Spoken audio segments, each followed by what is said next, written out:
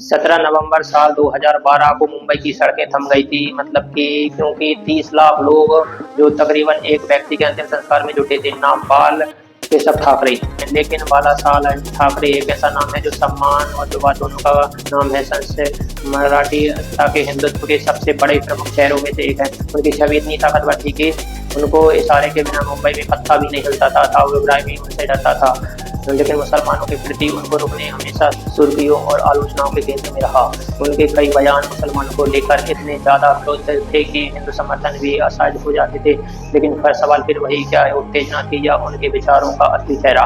23 जनवरी 1926 को मध्यवर्ग मराठी बाला साहेब के पिता केशव सीताराम ठाकरे एक मशहूर लेखक, सामाजिक कार्यकर्ता थे। संयुक्त आंदोलन से जुड़े थे जो मराठीवासी लोगों के अलग राज्य की मांग कर रहा था। 1960 में शिवरतन के साथ में ये मांग पूरी हो गई। इस आंदोलन में बाला साहब के मन में खेती, मन और गर्व ऐसे में चिंगारी जगा दी। बचपन से ही ड्राइंग का बड़ा शौक था। उनके कार्टून तीखे और व्यंग्यात्मक थे जो सामाजिक अन्याय और राजनीतिक पाखंड को एक अच्छा किया करते थे। 19 जून 1966 को शिवसेना की स्थापना की, जिसका उद्देश्य था कि मराठी लोगों के हितों की रक्षा करना और मुंबई में उनकी आर्थिक, सांस्कृतिक और स्थिति को मजबूत करना।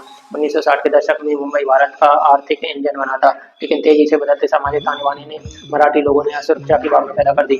दक्षिण भारत में गुजराती और व्यापारियों को बढ़ता प्रभाव, नौकरियों घटती हिस्सेदारी, इन तमाम अंडरवर्ल्ड में हाजी मस्तान जैसे डॉन की सामाजिक तनाव को बढ़ा दिया था। शिवसेना ने अपनी शुरुआत में दक्षिण भारतीय और गुजरातियों के खिलाफ आक्रमण का आंदोलन शुरू किया था। आंदोलन ने बाला साहब को छवि से इलाज बना दिया था। वो समय मुंबई हाजी मस्तान, करीम लाला और अंडरवर्ल्ड डॉन का दबदबा था, लेकिन उनकी समस्याओं के लिए पुलिस सरकार के पास नहीं, बाला साहब के जाने लगे थे। एक व्यापारी ने कहा था कि बाला साहब एक कौन से मस्तान की धमकी बंद हो गई, क्या ये उनकी लोकप्रियता थी, रणनीति का हिस्सा थी?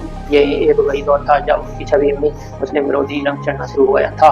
शिवसेना की शुरुआत उन्हें मुख्य निशाना नहीं थी, लेकिन मराठा की अस्मिता की संप्रदाय की बढ़ रही थी। अब सवाल यह कि मुसलमानों के प्रति नफरत कब शुरू से ही बाल ठाकरे मुसलमानों के थे, मतलब कि शुरुआती लड़ाई मराठी अस्मिता को लेकर थी, लेकिन बाद में जब भारत में सांप्रदायिक दंगे होने लगे थे, तनाव बढ़ने लगे, कश्मीर में आतंक चरण पे चला गया, कश्मीरी पंडितों को नरसंहार, गुस्सा और भय पैदा कर दिया था। राम जन्मभूमि आंदोलन में हिंदुओं को एकजुट करने का माहौल बनाया गया। विश्व हिंदू परिषद, भाजपा का प्रभाव बढ़ रहा था, बांग्लादेश की घुसपैठ हिंदुस्तान में बढ़ रहे थे। बाला साहब ने इस बदलते भाव को बांध दिया था और शिवसेना को एक बड़े मन से जोड़ दिया था। उनके भाषणों में अब हिंदू धर्म की रक्षा और कश्मीरी पंडित की दुर्दशा, मुसलमानों का कथित विरोध जिक्र होने लगा था और ये खुलकर उन्हें कहना शुरू कर दिया था, बांग्लादेशी मुसलमानों को निकाल देना चाहिए, अगर उन्हें पाकिस्तान जाना है तो चले जाओ। 1993 में अमरनाथ यात्रा पे आतंकी धमकी दी। तब बाला साहब ने कहा था कि एक हिंदू पे हमला हुआ तो एक मुसलमान हज पर नहीं जा पाएगा।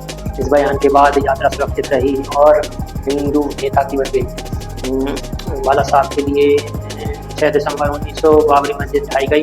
बाला साहब ने इसका खुलकर विरोध किया। सामना अखबार में लिखा कि हाँ, मेरे शिव सैनिकों को बाबरी गिराई, हाँ मुझे इस बार पे गर्व है। इस बयान ने हिंदू समाज में निर्णायक बना दिया, लेकिन मुस्लिम समुदाय में गुस्सा बढ़ा गया। मुसलमान संगठनों ने उनके खिलाफ जबरदस्त प्रदर्शन शुरू कर दिया, लेकिन शिवसेना की ताकत के सामने वो कमजोर रहे। अब जहाँ तक बात है व्यक्तिगत तौर पे क्या बाल ठाकरे के साथ ऐसा हुआ था जब मुसलमानों से नफरत करने की बात दिखाई गई, तो जवाब है नहीं, ऐसा कुछ नजर नहीं आता है। उनके पिता हिंदू सुधारवादी थे, मराठी गर्व की बातें करते थे, लेकिन दिलीप कुमार जैसे मुस्लिम दोस्तों के साथ काफी अच्छे रिश्ते थे। दिलीप साहब ने एक बार कहा भी था कि बाल ठाकरे मेरे रिश्ते से अच्छे मेरे भाई जैसे हैं। इसके बावजूद भी बाल ठाकरे के मंच पे मुस्लिम विरोधी भाषण आते थे। पॉलिटिक्स को लेकर फसला के बाल ठाकरे नहीं, मुस्लिम विरोधी लोग के पीछे कई पड़े थे। सामाजिक डर, राजनीतिक गणित और सख्त नेता वाली छवि, क्या ये जैसे था? इसका फैसला हम आप पे छोड़ देते हैं। लेकिन एक महत्वपूर्ण सवाल जो आज उठता है, उनकी विरासत उनकी आजीवानी है। 17 नवंबर 2012 को जैसे ही बाल ठाकरे के निधन की खबर फैलती है तो मुंबई की सड़कों पर सन्नाटा छा जाता है। लाखों लोग अपने रोजमर्रा को छोड़कर उनकी अंतिम यात्रा में शामिल हो जाते हैं। लगभग 30 लाख लोग की भीड़ ने यह साबित कर दिया कि वे नेता नहीं थे, एक आंदोलन, एक भावना बन चुके थे। लेकिन उनकी मृत्यु के वर्षों बाद भी ये सवाल आज भी है कि क्या उनकी विरासत समाज को जोड़ती है या तोड़ती है? अब बाल ठाकरे की विरासत दो चीजों को ले रहे हैं, हिंदुत्व और मराठी अस्मिता। बाल ठाकरे ने स्थापना की जब ऐसे दौर में जब मराठी आबादी को हाशिए पे धकेल गया था। मराठी मनुष्य को पहचान दी जो उस समय की राजनीति को बड़ा हस्तक्षेप थी, हिंदुत्व की राजनीति में केंद्र बनाया।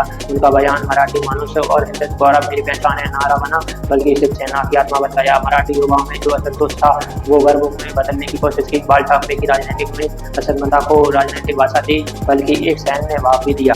1992 पे मुंबई में दंगे जैसे सामने जान गई, आज भी वो विरासत पे सवाल उठते हैं।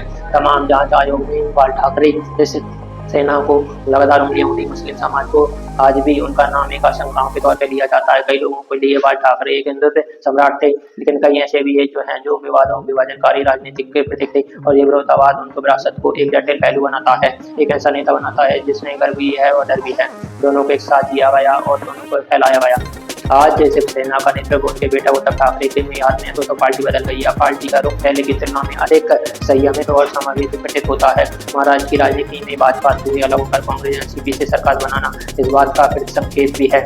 हालांकि शिवसेना आज नई पीढ़ी की ओर बन रही है। बाल ठाकरे की छवि अभी भी गहराई से पार्टी और समाज में अंकित है। उनके द्वारा बनाए गए नारे, शैली और भाषा को गूंज आज भी सुनाई देती है। कई मुसलमानों का मानना है कि बुजुर्ग आज भी बाल ठाकरे के नाम से डरते हैं, युवा एक कहानी के तौर पर सुनते हैं। एक ऐसा व्यक्ति जो आग भी लगाई और समाज को रोशन भी किया। अब सवाल यह है कि विरासत सम्मान है या विभाजन है। बाल ठाकरे की विरासत एक दोधारी तलवार है। एक और महाराष्ट्र संस्कृति और गौरव को प्रतीक है, तो दूसरी ओर सांप्रदायिक ध्रुवीकरण और डर का कारण है।